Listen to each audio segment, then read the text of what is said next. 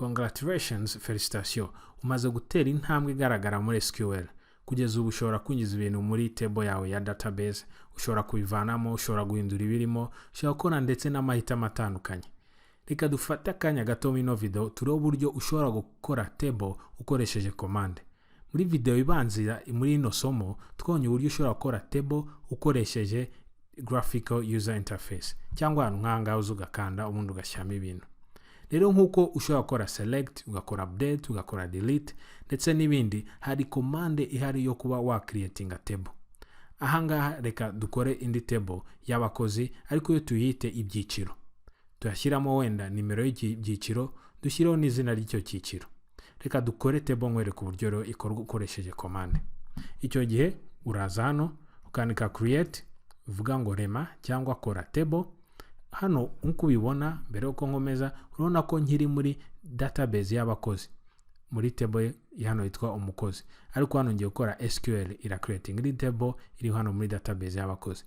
Mbere yuko nkomeza reka mbanze ndebe muri no database y'abakozi amatable arimo. Reka nkanda hano urebe, urabona ko dufitemo table y'umukozi gusa. Reka rero dukore SQL query itwemera gukora indi table. Nagarutse hano, reka nandikemo nanone create, dushyireho table.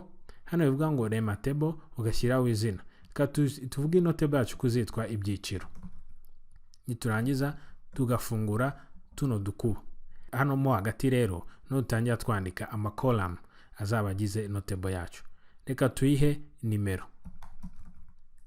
Ino nimero ikazaba iri mu bwoko bw'imibare bita integer, imibare itagira ibice. Tutangira dushyireho izina. Rino zina rikazaba ari inyuguti zitarenze 100, varchar. Twarangiza hano wenda reka dushyireho wenda itariki. Ino tariki twavuga ko ari timestamp. Numva ari ibingibi. Hano nkaba ndarangije. Ahangaha ushobora kuvuga ko ishobora kuba ari null, ariko hano yambere ntabwo ushobora kuba ari null. Nuvuze ngo ni null ni ukuvuga ko yemera kujyamo ubusa. Reka dukande go turebe ko byemera ibyo dumaze go creating. Nanze go. Urabona ko atubwiye ngo create table, iyi ngiyi query yemeye neza, yagenze neza.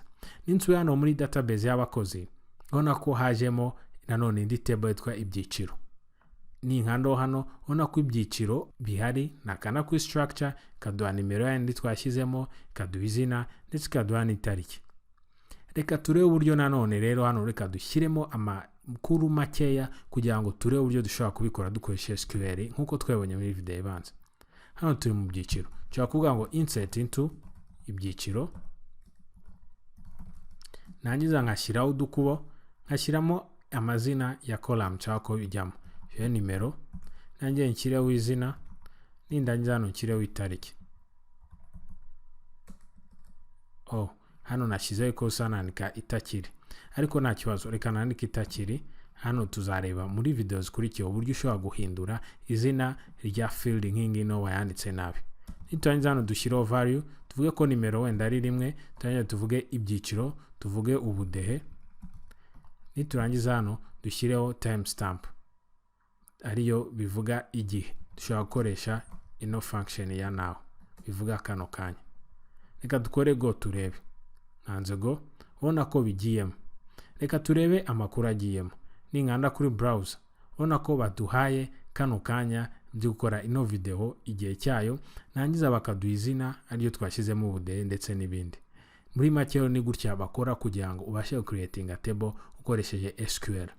Reka dukomeze muri video zacu zikurikira iyi ngiyi turebe ibindi ushobora gukora muri SQL muri kino gice cya mbere cy'ibanze cyo gukoresha SQL.